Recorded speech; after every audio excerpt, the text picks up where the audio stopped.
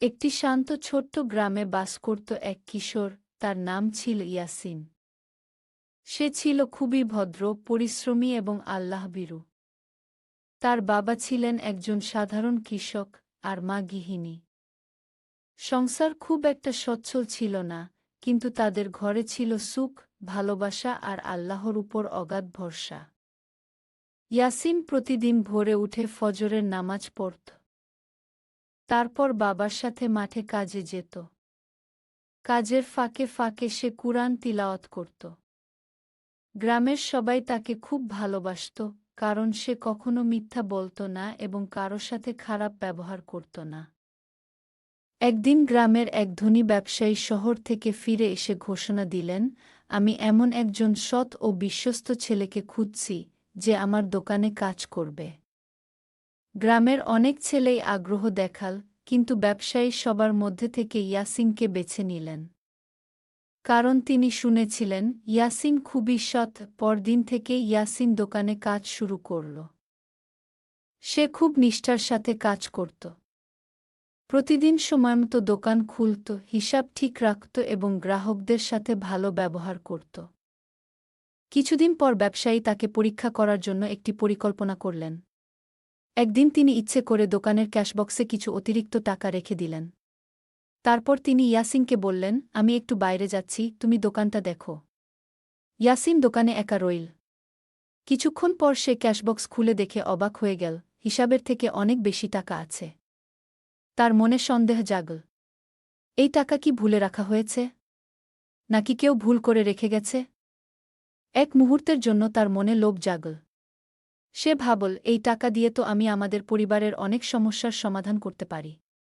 কিন্তু সাথে সাথে সে আল্লাহর কথা স্মরণ করল। সে মনে মনে বলল, আল্লাহ সব দেখেন। আমি যদি এই টাকা নেই তাহলে সেটা হারাম হবে। সে টাকা গুনে আলাদা করে রাখল এবং ঠিক করল, মালিক আসলে তাকে সব বলবে। কিছুক্ষণ পর ব্যবসায়ী ফিরে এলেন। ইয়াসিন তার কাছে গিয়ে বলল, চাচা, ক্যাশবক্সে হিসাবের চেয়ে বেশি টাকা আছে। আমি এগুলো আলাদা করে রেখেছি। ব্যবসায়ী হেসে বললেন, বাবা, আমি জানতাম তুমি এই পরীক্ষায় উত্তীর্ণ হবে।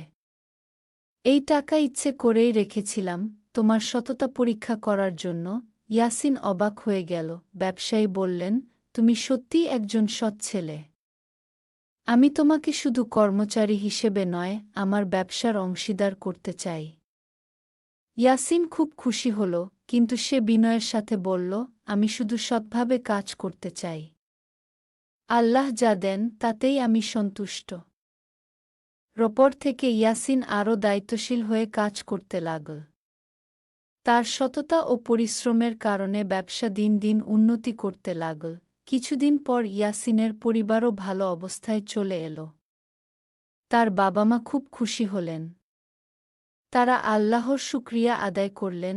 একদিন ইয়াসিন তার বাবাকে বলল, আব্বা, আমি যদি সেদিন লোভে পড়ে যেতাম, তাহলে হয়তো আজকের এই সম্মান পেতাম না।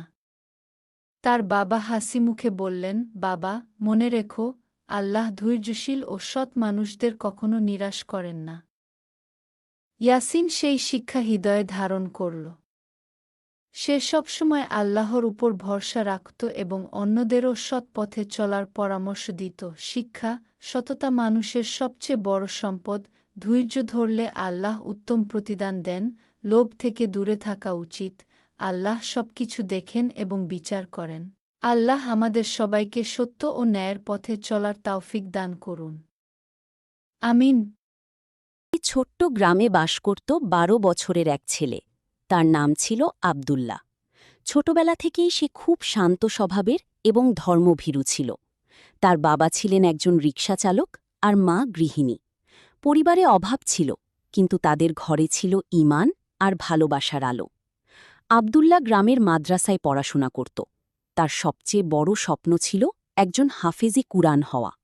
প্রতিদিন ফজরের নামাজের পর সে কুরআন তিলাওয়াত করত। গ্রামের মসজিদের ইমাম সাহেব তাকে খুব স্নেহ করতেন। একদিন ইমাম সাহেব মাদ্রাসার ছাত্রদের বললেন, যে মনোযোগ দিয়ে কুরআন শিখবে এবং আমল করবে, আল্লাহ তাকে দুনিয়া ও আখিরাতে সম্মান দান করবেন। এই কথা আব্দুল্লাহর হৃদয়ে গভীরভাবে গেঁথে গেল। সে আরও মনোযোগ দিয়ে পড়াশোনা শুরু করল। কিন্তু কিছুদিন পর তার বাবার শরীর খুব অসুস্থ হয়ে পড়ল। তিনি আর আগের মতো রিকশা চালাতে পারতেন না। সংসারে অভাব আরও বেড়ে গেল। অনেক দিন এমনও গেছে যখন ঠিকমতো খাবার জোটেনি। এক রাতে আব্দুল্লা দেখল তার মা চুপচাপ কাঁদছেন। সে মায়ের কাছে গিয়ে জিজ্ঞেস করল, মা, তুমি কাঁদছ কেন? মা চোখ মুছে বললেন, কিছু না বাবা, আল্লাহ আমাদের সাহায্য করবেন। কিন্তু আব্দুল্লা বুঝতে পারল সংসারের অবস্থা খুব খারাপ। পরদিন সে মাদ্রাসা শেষে বাজারে গিয়ে ছোটখাটো কাজ করতে শুরু করল। কখনো দোকানে মাল উঠাত, কখনো মানুষের ব্যাগ বহন করত। যা টাকা পেত সব মায়ের হাতে তুলে দিত। তবুও সে কুরআন শেখা বন্ধ করেনি। রাত জেগে পড়াশোনা করত। ক্লান্ত শরীর নিয়ে তিলাওয়াত করলেও তার কণ্ঠে ছিল অদ্ভুত মাধুর্য। একদিন গ্রামের এক ধনী ব্যক্তি মসজিদে তার তিলাওয়াত শুনলেন। তিনি খুব মুগ্ধ হলেন। নামাজ শেষে তিনি ইমাম সাহেবকে জিজ্ঞেস করলেন, এই ছেলেটি কি? ইমাম সাহেব সব ঘটনা খুলে বললেন। ধনী লোকটি আব্দুল্লাকে ডেকে বললেন, বাবা, তুমি এত কষ্টের মধ্যেও কুরআন শেখা ছাড়নি? আব্দুল্লা মাথা নিচু করে বলল, চাচা, কুরআন আমার সবচেয়ে বড় ভালোবাসা। আমি চাই আল্লাহ আমার উপর সন্তুষ্ট থাকুন। লোকটি আবেগে কেঁদে ফেললেন। তিনি বললেন, আজ থেকে তোমার পড়াশোনা এবং তোমার পরিবারের সব দায়িত্ব আমার। আব্দুল্লা বিশ্বাস করতে পারছিল না। সে আল্লাহর শুকরিয়া আদায় করল। এরপর থেকে তার জীবন বদলে যেতে লাগল। সে আরও ভালোভাবে পড়াশোনা করতে লাগল। কয়েক বছরের মধ্যেই সে সম্পূর্ণ কুরআনের হাফিজ হয়ে গেল।